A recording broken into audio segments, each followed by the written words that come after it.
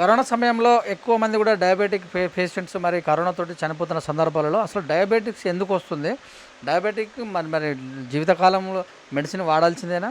మరి దానికి నివారణ ఏమైనా ఉందా? ప్రస్తుతం మరి దీని గురించి మాట్లాడడానికి ఆయుర్వేదిక డాక్టర్ రాజు మల్తంకర్ ప్రస్తుతం మనతో ఉన్నారు. వారిని అడిగి సంక్షిప్త సమాచారం తీసుకున్నాం. నమస్తే అండి. నమస్తే అండి. సో ఎక్కువ కూడా ఇప్పుడు కరోనా వచ్చిన వాళ్ళలో మృతి చెందారంటే డయాబెటిక్స్ పేషెంట్లు అన్నట్టుగా ఒకటి తెలుస్తుంది.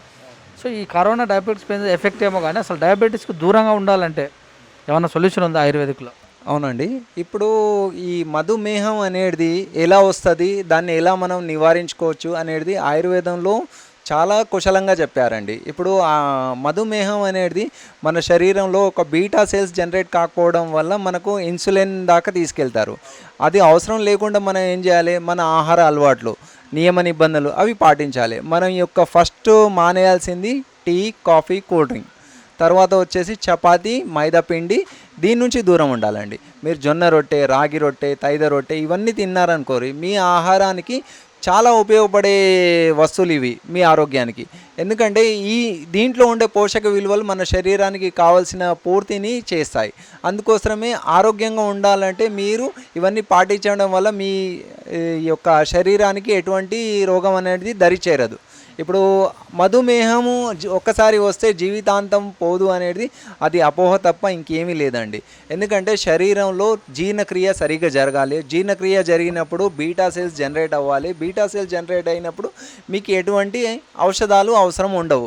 ఈవెన్ ఆలోపతి అయినా ఆయుర్వేదం ఔషధాలైనా మీకు అవసరం ఉండవు. అటువంటి పక్షంలో మీరు చేయాల్సినది ఏంటంటే నియమ నిబంధనలను పాటించాలి. భోజనము సమయానికి చేయాలి.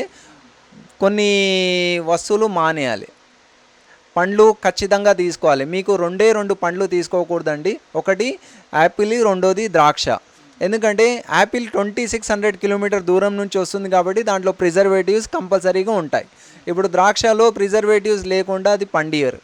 ఇప్పుడు మనకు మిగిలిన పండ్లు ఏమున్నాయి, దానిమ్మ, beetroot, carrot, pineapple, water melon, Musk melon, నారింజ, అంజీరా, ఇవన్నీ మీరు తీసుకోవాల్సిన పండ్లేనండి. ఇవి తీసుకున్నారనుకోరి భూమి నుంచి కొన్ని పోషక విలువలు దాంట్లో కలెక్ట్ చేసి మీకు ఫల రూపంలో ఇచ్చినప్పుడు మీరు తీసుకున్నారనుకోరి మీ శరీరంలో ఎటువంటి మధుమేహం అనేది కాకుండా వేరే ఎటువంటి రోగాలు అనేటివి దరి చేరవండి. నిజంగానే కనుక మధుమేహానికి మందులు ఉంటే, అంటే క్యూర్ చేసే మందులు ఉంటే, దేశంలో ప్రపంచంలో మధుమేహం ఎక్కువ ఉంటే, భారతదేశంలో ఎక్కువ ఉంటే, మళ్ళీ హైదరాబాద్లోనే మధుమేహం ఉన్నటువంటి పేషెంట్లు ఎక్కువ.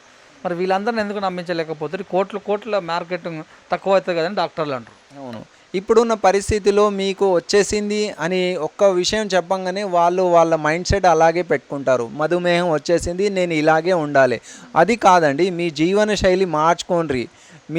మీకు ఎన్ని తప్పులు జరుగుతాయి అంటే ఇంట్లో ఇప్పుడు ఆహార విషయంలో చూడండి, సైంధవ లవణం వాడరు.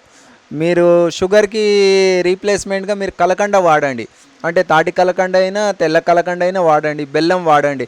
మూడోది రిఫైన్డ్ ఆయిల్ వాడకూడదు. రిఫైన్డ్ ఆయిల్ వల్ల కూడా మీకు చాలా అనర్థాలు జరుగుతాయి.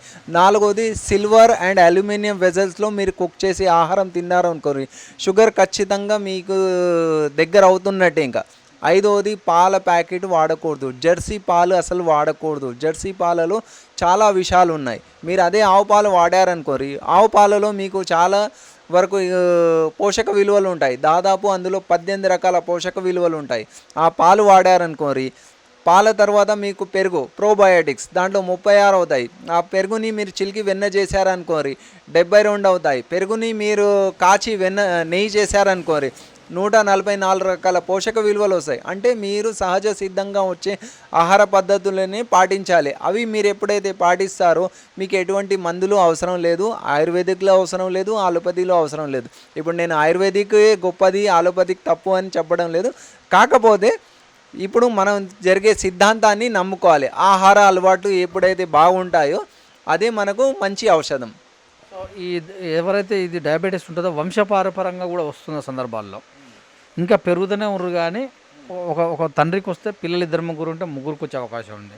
వాళ్ళ వంశం ఇంకా అలాగనే దినదిన అభివృద్ధి అవుతుంది తప్పించి తగ్గడం లేదు. దీనికి సొల్యూషన్ ఏమన్నా అంటే అదేనండి, ఇప్పుడు తండ్రికి ఉంటే కొడుకుకు వస్తుంది, ఇలా తల్లికి ఉంటే బిడ్డకు వస్తుంది అనేది అది మా ఆయుర్వేదంలో మాత్రం అపోహనే తప్ప ఇంకేమీ ఉండదు. ఎందుకంటే మీ ఆహార అలవాట్లు ఎప్పుడైతే చెడిపోయాయో, బయట నుంచి ఫుడ్ ఎప్పుడు మీరు జంక్ ఫుడ్, ఫాస్ట్ ఫుడ్ ఎప్పుడైతే తింటున్నారో మీకు ఒక శరీరంలో బీటా సెల్స్ జనరేట్ అవ్వడం మానిపోతాయి.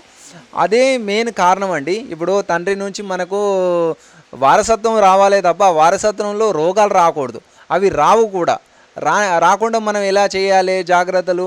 మనము మట్టి కుండలో వండి తినాలి, లేదా మన ఇత్తడికి గిన్నెలో కళాయి పోసి నన్న చేసి తినాలి. ఇవన్నీ మనం ఎందుకంటే ఈ రోజు కంటే ఒక 40-50 సంవత్సరాల క్రితం అసలు ఎవరికి షుగర్ లేదు. ఇప్పుడున్న పరిస్థితి ఎలా ఉంది అంటే మీకు షుగర్ వచ్చేసింది. ఈ డయాగ్నోస్టిక్ సెంటర్లు వీళ్ళు ఈ పోస్ట్ లంచ్ ఇంత ఉంది, ప్రీ లంచ్ ఇంత ఉంది అని భయపెట్టిస్తున్నారు తప్ప ఇంకేమీ ఉండదండి. దీని గురించి భయపడుతూ మనం బ్రతికే కంట మీరు హాయిగా జీవించండి. మీరు భోజన సమయాల్ని పాటించండి. ఉదయం 9 గంటల లోపల భోజనం అయిపోవాలి, సాయంత్రం 6 గంటల లోపల భోజనం అయిపోవాలి. ఇవి మీరు ఎప్పుడైతే పాటిస్తారో మీకు చాలా ఆరోగ్యంగా ఉంటారు. అతి భోజనం ఆరోగ్యానికి హానికరం అన్నారు, మిత భోజనం ఆరోగ్య సూత్రం అన్నారు. దాన్ని మీరు పాటిస్తే మాత్రం అసలు ఏ డాక్టర్ దగ్గర వెళ్ళాల్సిన అవసరమే రాదండి. సో ఈ మద్య మాంసాల వల్ల ఏమన్నా ఇంకెక్కువ అయ్యే అవకాశం ఉంటుందా? ఇప్పుడు మాంసాహారం భుజించే వాళ్ళకు ఏముంటుందంటే మాంసాహారం తప్పు అని చెప్పను. కాకపోతే దాన్ని వండిన 48 నిమిషాల లోపల భుజిస్తే దాని నుంచి మీకు ప్రాఫిట్ లేదు, లాస్ లేదు.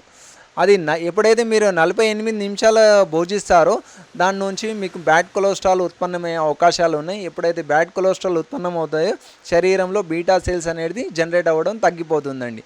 మీరు ఎప్పుడైతే వెజిటేరియన్గా మారుతారో మీకు అసలు ఎటువంటి రోగాలు దరి చేరవండి. మీ దగ్గర ఉన్నటువంటి ఆయుర్వేదిక మందులు ఎలా ఉంటాయి మరి ఒక డయాబెటీస్?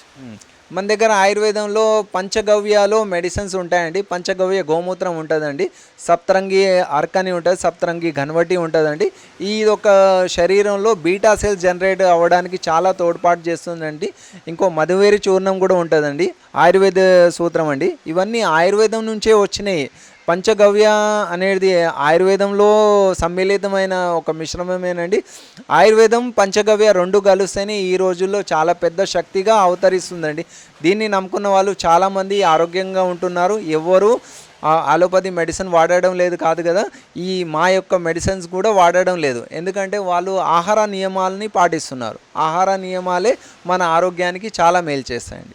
థ్యాంక్ యూ అండి. ఇదండి మరి ఈరోజు మరి మధుమేహం గురించినటువంటి ఏదైతే మనకు ఎక్కువ శాతం వస్తున్నదో స్ట్రెస్ తోటి కానీ మరి 30 ఏళ్ళ నుంచే స్టార్ట్ అవుతున్న సందర్భాలు చూస్తాం. దాని యొక్క మరి ఆయుర్వేదిక్లో ఎలాంటి సిద్ధాంతాలు ఉన్నాయి, మరి వాటిని ఎలాంటి పాటించాలనే విషయాలు మనం రాజు మల్తుం గారు చెప్పారు. చూస్తున్న with news cameraman చంద్రతో me Suresh Dandu.